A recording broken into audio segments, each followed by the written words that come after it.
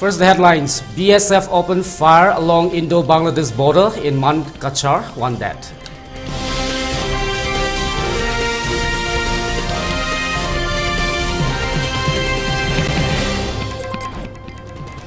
NSC and IM deputy leader killed by unidentified miscreants in Mon district.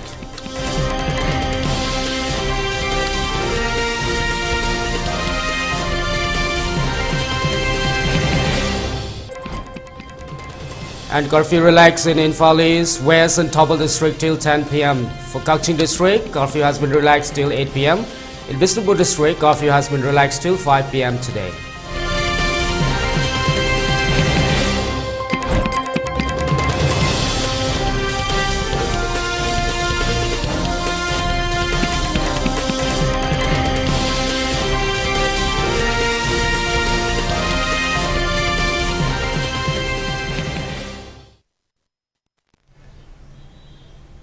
Hello, good afternoon. You're watching ELITETV English News at 12:30. Now the news in detail. The Border Security Force reportedly opened fire on alleged smuggler along the Indo-Bangladesh border in Mankachar, resulting in his death on February 21. The deceased smuggler has been identified as Sahinur Islam, 26, a resident of Char Kukur Mara village in the Mankachar police station area. The incident occurred during an alleged cattle smuggling bid by the deceased on 21st February night. The exact location of the firing was reported to be the Kamara border area. The incident was caused stir in the local area with a sense of unease spreading amongst the residents.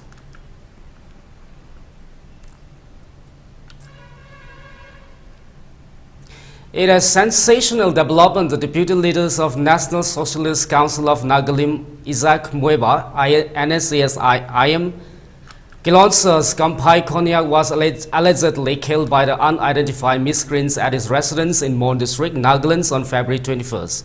As per sources, the deputy leaders of the NSCN-IM was at his residence when a group of 6 unidentified men entered his home and opened fire at him.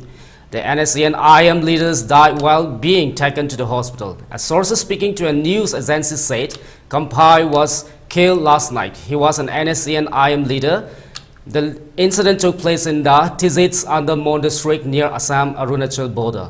A probe has been initiated by the Tizit police, former Central Executives members and the chairman of the Konyak regions. NSC and K leaders Kampai Opaiham had switched allegiance to the NSC and IM in October 2023, along with other cadres including CCM, Lamfa Wangsu, Liasi Aliam Suwangnau, Liasi Langam Suwangshu, Captain Nokngam Wangshu, Second Lieutenant Oton Wangshu, Sergeants Major Apan Wangsha, and Sergeants Powang Konyak Wangsa, Corporal Wangkap Wangsa, Corporal Aman Wangsa, and the Corporal Napand.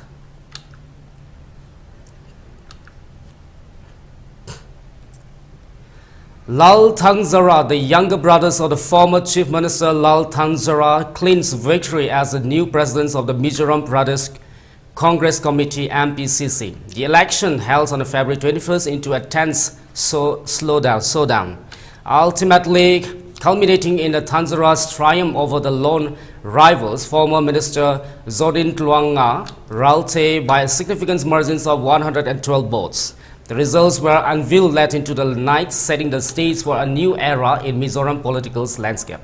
The transitions of the power within the state's Congress party comes on the heels of a resounding defeat in the last Legislative Assembly election, where the party managed to secure only one constituency, marking a stark departure from its historical dominance over Mizoram's political sphere.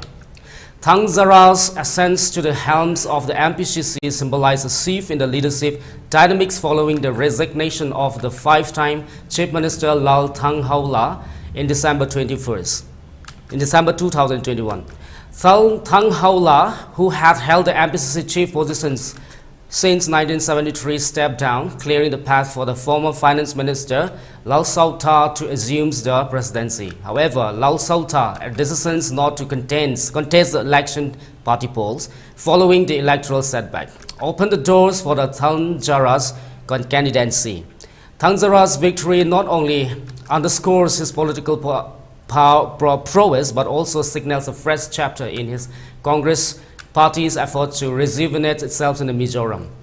In addition to the presidential elections, significant positions within the party's hierarchy were also determined, with former State Chief Secretary securing the vice president's roles and the Lalma Soma Ngakha retaining the treasurer post after defeating former legislator Lalring Dika Ralte. Furthermore, the party members elected 50 executive members, including 10 women, in a bid to foster inclusivity and diversities within the party structure.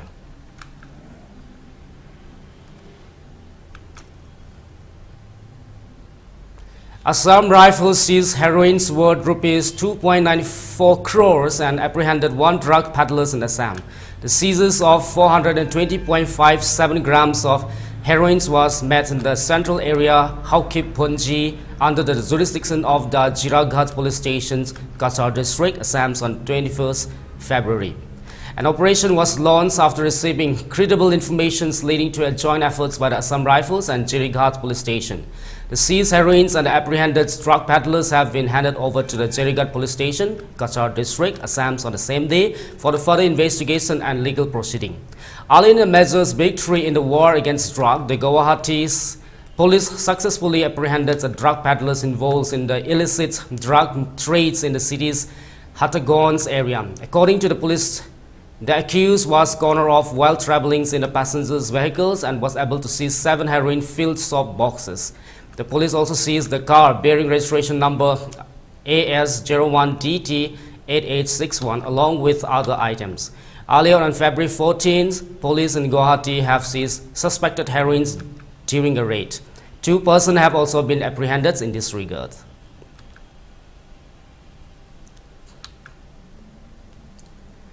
A 5 hotels joint meeting convenes on February 21 at the Mini Secretariat DC's office in Bishnupur district headquarters, marking a significant stride forwards in the conservation and management of the Champu Kangpok floating village nestles within Loktak Lake. Chaired by the M. Asni Kumar Singh of the Loktak Development Authority (LDA) and co-chaired by the Deputy Commissioner of Bishnupur district L. Bikram Singh, the meeting drew esteemed district levels of official environmentalists and a representative from the floating village. Addressing pressing concerns surrounding the village conservation, villagers voiced their grievances, emphasizing the need for a sustainable solution to enhance their livelihood. Deputy Commissioners L. Bikram Singh commended the state government's concerted efforts under the guidance of the Chief Minister N. Biren Singh towards the preservation of the Loktak Lake and the Champu Kangpok floating village. He proposed the establishment of the joint teams to verify floating dweller spots, ensuring accurate records keeping, an initiative anonymously accepting the meeting. Chairman of the LDA Asni Kumar Singh echoes the vision for an apprehensive long-term approach to preserve Loktak Lake, stressing the importance of the uplifting the livelihoods of the fishing community. He urged collaboration from the representative of the floating village, affirming support for the sustainable development initiatives, including recently sanctioned funds for the basin infrastructure and forthcoming welfare schemes. To combat illegal fishing practices, Asni Kumar appeals to the fishing community to cease harmful activities, emphasizing the importance of the sustainable practices. Highlighting Loktak Lake's inclusive under the esteemed Amrit Dharohar schemes for the conservation of the Ramsar sites in India, Asni Kumar anticipated significant process. These schemes encompasses various components such as the habitat conservation, wetland livelihoods, aiming to leverage governmental schemes for the effective implementation. In alignment with these efforts, LDA has initiated a project to improve water quality by cleansing major rivers flowing into Loktak. Cleanup and dredging activities on Nambol, Moirang and Kordak rivers are also already underway, with further plans to mitigate pollutants reaching the lake.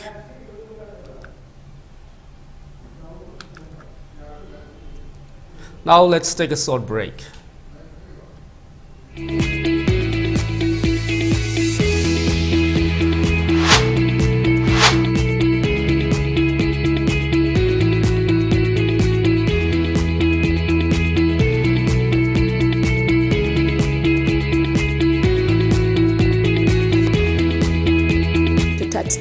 Pinnacles of success for your children. Get enrolled to one of the finest schools in Northeast India, UNESCO School. Excellence in education. Gear up for the future with Quantum University. Write your success story with our new age programs that shall be amongst the top 3 most rewarding careers in India and across the globe in the next decade. One of the reasons why Quantum is a leading private university in India is these world-class partnerships which makes it stand out among the rest.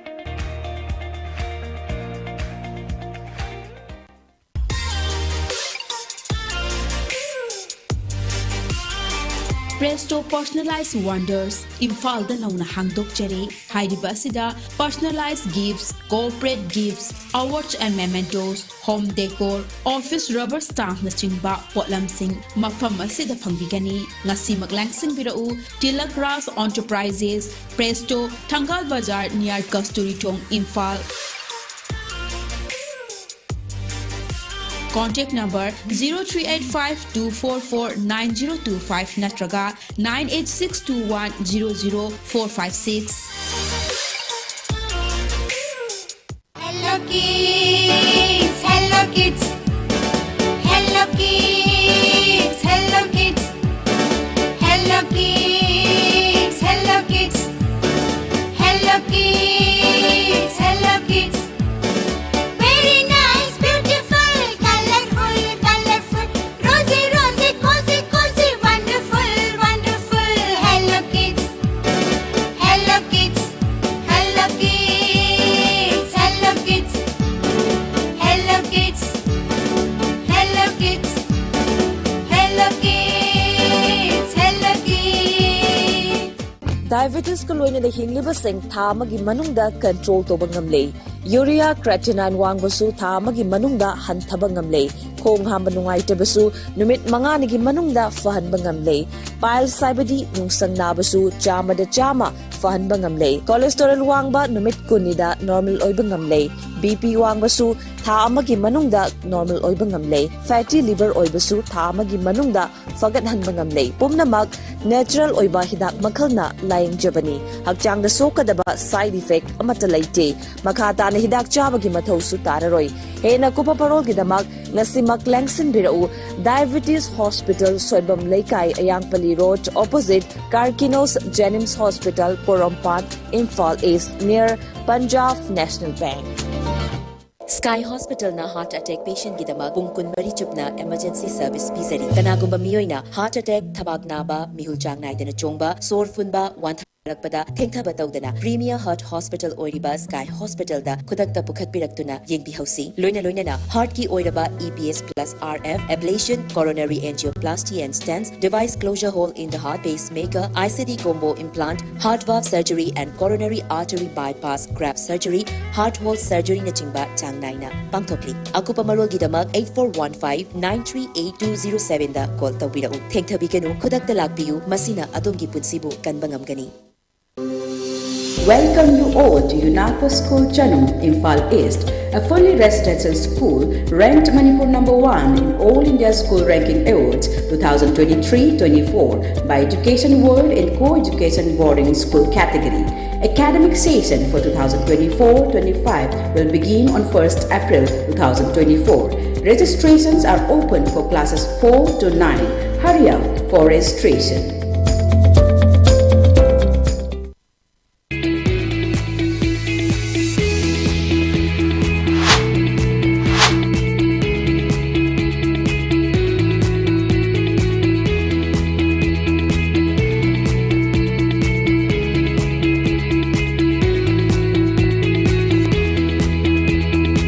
The pinnacles of success for your children. Get enrolled to one of the finest schools in Northeast India, UNESCO School. Excellence in education. Gear up for the future with Quantum University. Write your success story with our new age programs that shall be amongst the top 3 most rewarding careers in India and across the globe in the next decade. One of the reasons why Quantum is a leading private university in India is these world-class partnerships which makes it stand out among the rest.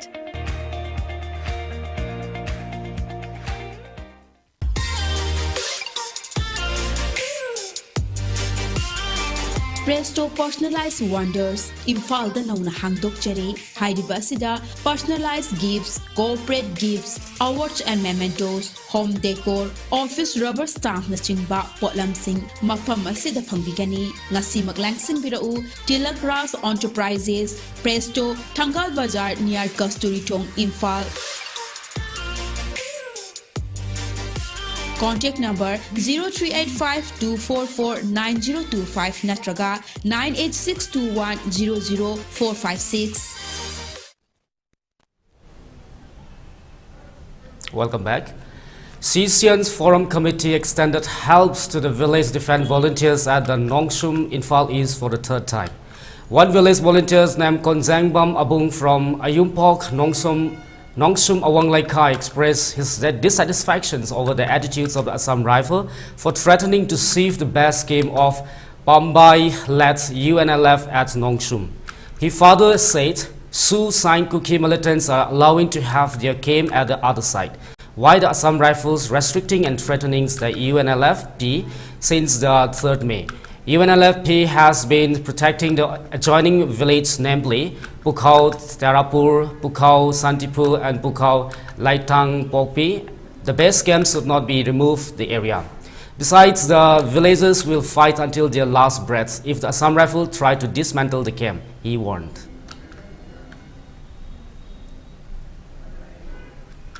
ꯕꯒꯤꯗꯃꯛꯇ ꯑꯩꯈꯣꯏꯒꯤ ꯏꯆꯤꯜ ꯏꯅꯥꯎꯁꯤꯡꯅ ꯂꯩꯕ ꯍꯥꯏꯕꯁꯦ ꯑꯩꯈꯣꯏ ꯇꯉꯥꯏ ꯐꯗꯅ ꯂꯩꯕꯅꯤ ꯑꯁꯥꯝ ꯔꯥꯏꯐꯜꯅ ꯂꯩꯕ ꯍꯥꯏꯕꯁꯦ ꯑꯩꯈꯣꯏꯅ ꯀꯩꯗꯧꯅꯨꯡꯗ ꯑꯁꯥꯝ ꯔꯥꯏꯐꯜꯁꯦ ꯊꯥꯖꯕ ꯊꯝꯗꯦ ꯍꯥꯏꯇꯥꯔꯦ ꯑꯗ ꯑꯁꯥꯝ ꯔꯥꯏꯐꯜꯅ ꯃꯐꯝꯁꯤꯗ ꯍꯣꯡꯇꯣꯛꯑꯣ ꯍꯥꯏꯕꯗꯨ ꯀꯨꯀꯤꯒꯤ ꯁꯨ ꯆꯠꯅꯔꯤꯕ ꯂꯥꯜꯍꯧꯕꯁꯤꯡꯅ ꯃꯈꯣꯏꯒꯤ ꯂꯝꯗ ꯀꯦꯝ ꯁꯥꯕ ꯃꯇꯝꯗꯗꯤ ꯑꯁꯥꯝ ꯔꯥꯏꯐꯜꯅ ꯀꯔꯤꯝꯇ ꯍꯥꯏꯗ꯭ꯔꯀꯥꯟꯗ ꯍꯧꯖꯤꯛ ꯐꯨꯔꯨꯞ ꯑꯅꯤꯒꯤ ꯂꯥꯟ ꯇꯧꯅꯔꯛꯑꯀꯥꯟꯁꯤꯗ ꯃꯩꯇꯩꯒꯤ ꯖꯒꯥꯗ ꯃꯩꯇꯩꯒꯤ ꯏꯆꯤꯜ ꯏꯅꯥꯎꯁꯤꯡꯅ ꯂꯩꯗꯅ ꯄꯤꯁꯇꯣꯛꯇ ꯂꯥꯛꯈ꯭ꯔꯀꯥꯟꯗꯨꯗ ꯂꯩꯕ ꯌꯥꯔꯣꯏ ꯃꯐꯝꯁꯤꯗꯒꯤ ꯆꯠꯂꯨꯀ ꯍꯥꯏꯕꯗꯣ ꯃꯗꯨ ꯑꯁꯥꯝ ꯔꯥꯏꯐꯜꯒꯤ ꯌꯥꯝꯅ ꯃꯣꯔꯦꯜ ꯌꯥꯎꯗꯕ ꯋꯥꯐꯝꯅꯦꯅ ꯑꯩꯈꯣꯏꯅ ꯂꯧꯏ ꯍꯥꯏꯇꯥꯔꯦ मधु कईगिनो हाय तादी कुकी गिना याय अदुगा अखोइगिना यादे हाय तादी इंडिया लेंगांग हौजिक अखोइदा पामिबसी समना हाय तादी कुकी बुना सौगलकान मैतैबु नमदेगी हायबगी वाखललोनदुनेना अखोइगिना लौजै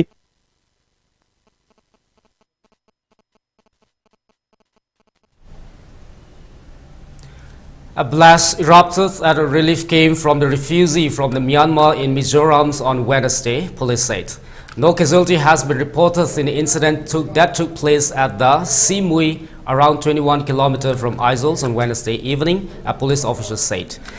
At least 8 houses in the camp's number 2 were completely gutted in the incident, he said.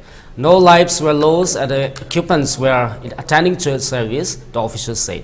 The fire is suspected to have been caused by an LPG cylinder's explosive triggers by the flames from the hearths in the kitchen, he said.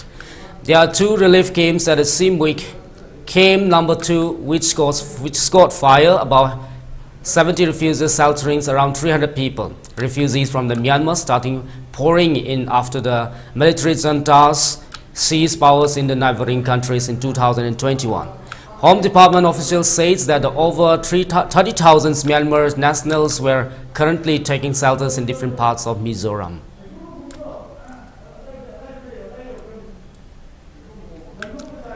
As civil society groups in Mizoram on Wednesday staged peaceful demonstrations here to protest the centre's proposals to fence the Indo-Myanmar border and end the free movement regime's FMR with the neighboring country.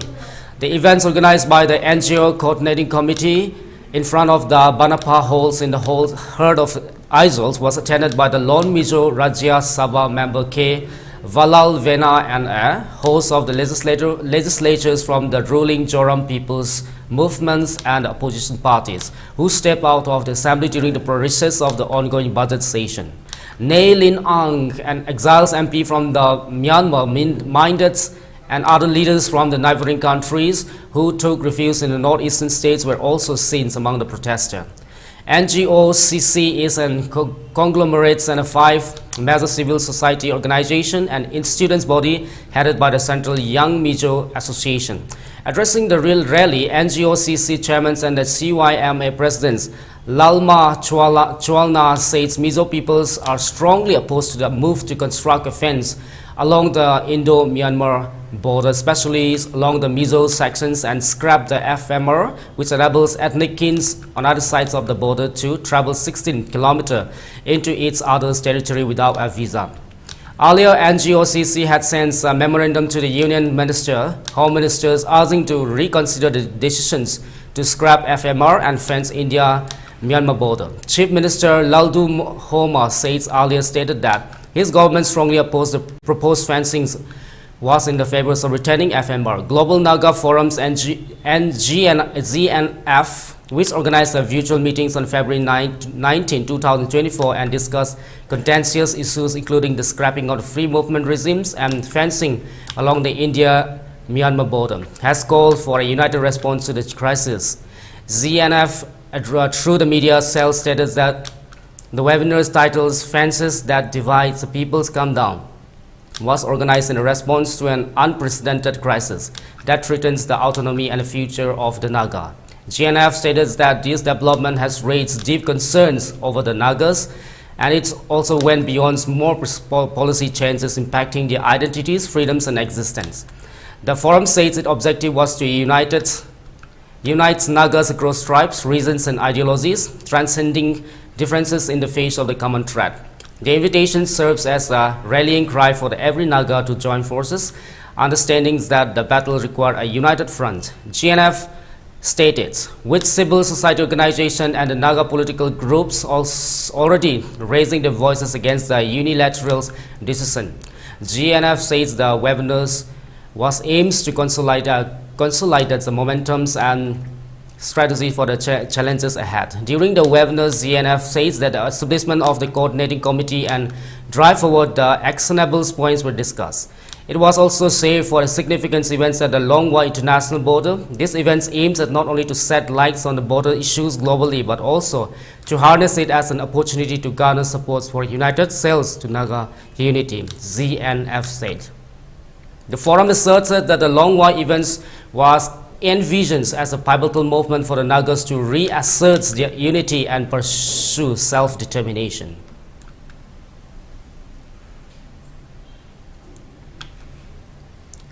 Farmer leaders on Wednesday put the Delhi Chalo March on hold for 2 days after a protester was killed and about 12 police personnel injured in the clashes at Kanauri, one of the two protester sites on the Punjab-Haryana border. Farmer leaders Sarwan Singh Pandhir says that they will decide the next course of actions on Friday evening.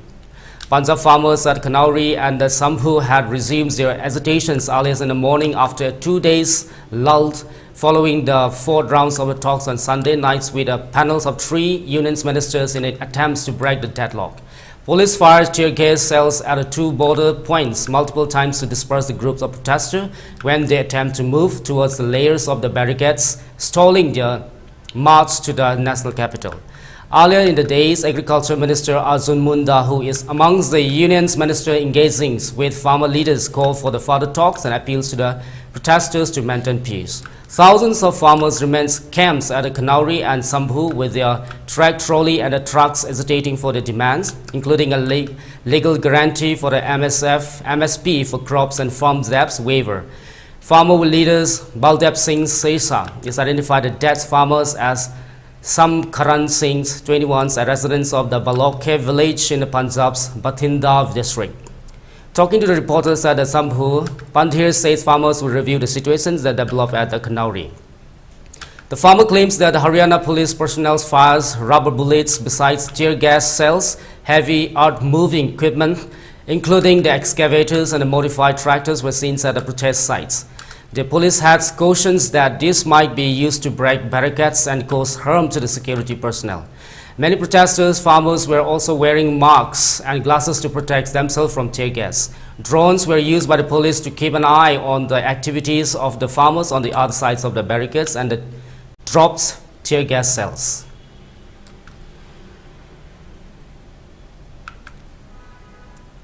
Western Himalayan disturbance has brought drastic weather changes in the Sikkim, leading to the heavy snowfalls in the northern and the eastern regions.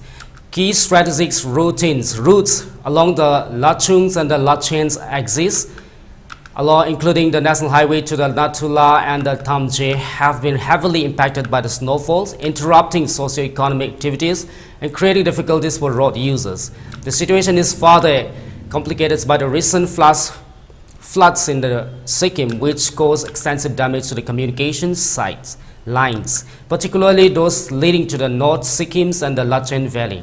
The Border Roads Organizations has restored connectivity for the armed forces deployed along the Lachen Valley via the Donyala Pass, situated at the 18,200 feet.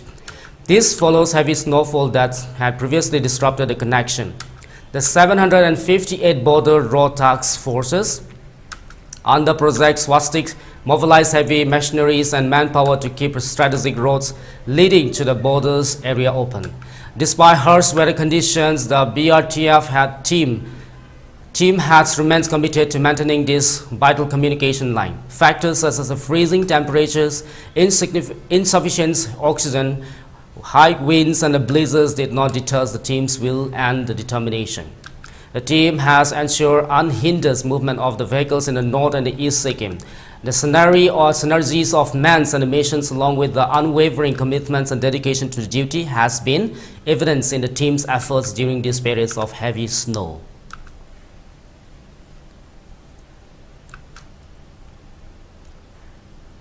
The Union Cabinet, chaired by the Prime Minister Narendra Modi, approved the proposals of the Ministry of Home Affairs of continuations of implementation of the umbrella schemes on the safety of women.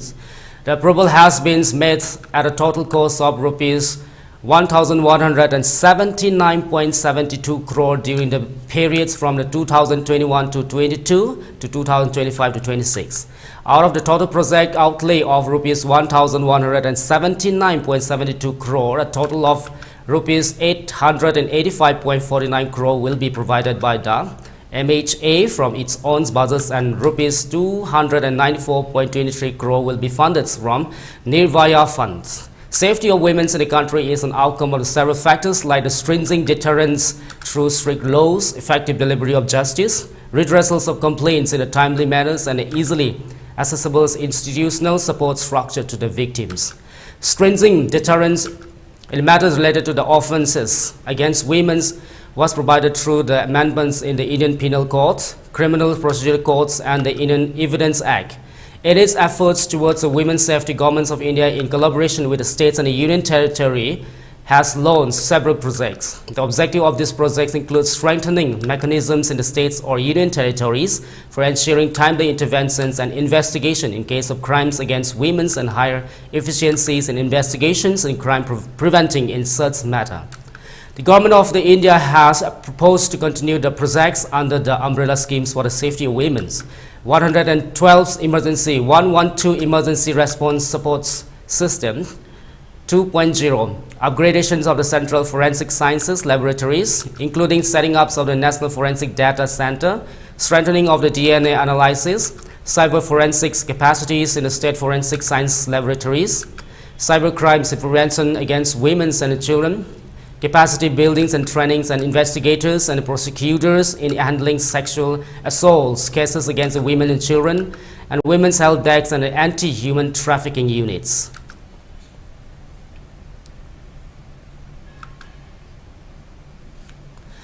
The Union Cabinet, chaired by the Prime Minister Narendra Modi, has approved the proposals of the Departments of Water Resources, RD, and the GR for the continuation of the centrally sponsored scheme, which Floods Management and Water Area Program. The scheme has approved with a total outlay of rupees 4,100 crore for a period of 5 years from 2021 to 22 to 2025 to 26, fifth Finance Commission period.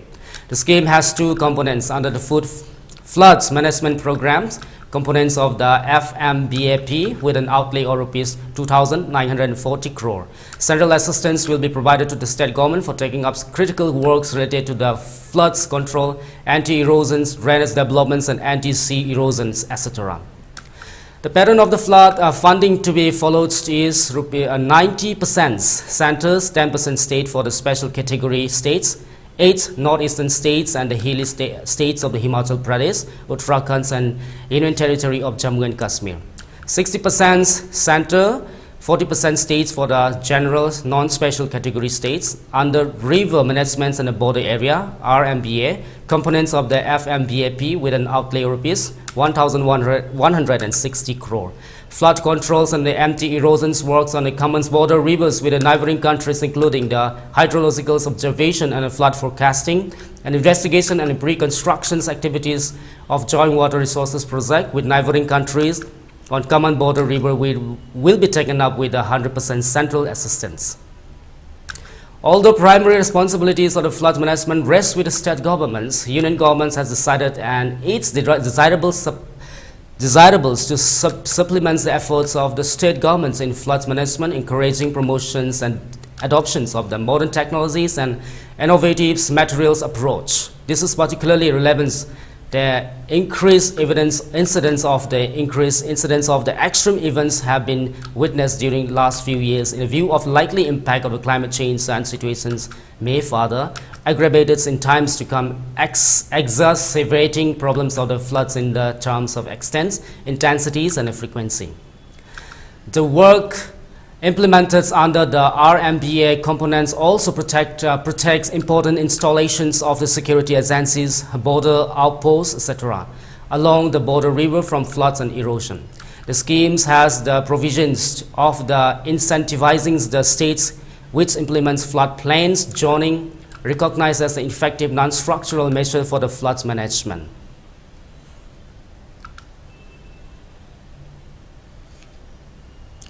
Takeshi Iwasawa, a leader of the Yakuza, a Japanese organized crime syndicate, has been indicted by the U.S. prosecutor.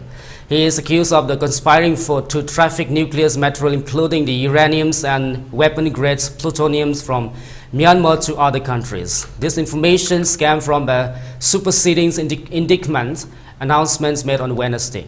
The charges against Takeshi Iwasawa was brought under he and his associates in Thailand allegedly presented samples of nuclear material to an undercover drug enforcement administration agents who was pretending to be narcotics and weapon traffickers. The Department of Justice reveals in the press release that the U.S. collaborated with the Thai authorities to confiscate the nuclear sample, which were later transferred to U.S. law enforcement custody. The U.S. Nuclear Forensics Laboratory confirms that the samples contain uraniums and weapon-grade plutoniums as per the Department of Justice. As stated in court documents, Takeshi Iwasawa, aged 60, and co-defendants Sompop Singhasiri, aged 61, were previously charged in April 2022 with international narcotics trafficking and firearms offenses. Both are currently under detention. Federal prosecutors emphasize the gravity of the charges against the leaders of the Yakuza, a criminal organizations with operations in multiple countries worldwide.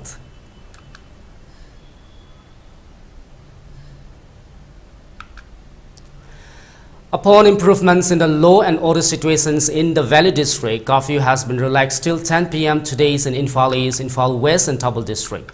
In Kasing District, curfew has been relaxed till 8 p.m. today. However, in Bishnupur District, curfew has been relaxed till 5 p.m. today. Traffic is seen as usual on the roads. Most of the shops and markets were open. Several people purchased their essential items during the curfew relaxation.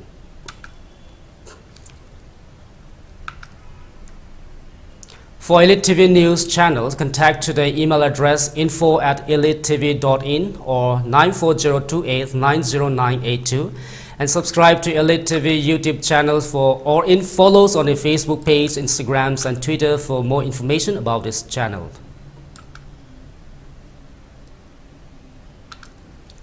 Before we wrap up, let's take a quick recap of the top stories once again.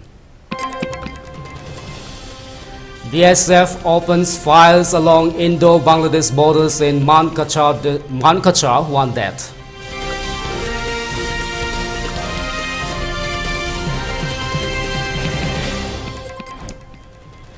NSCN-IM deputy leaders killed by unidentified miscreants in Mon district.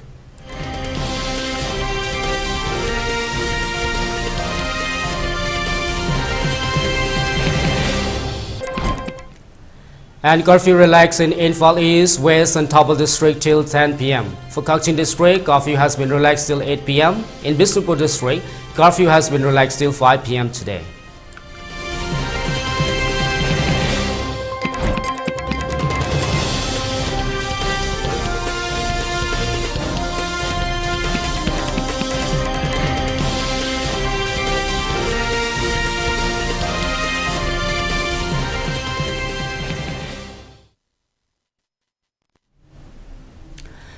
Well, that's all for now. Thanks for watching.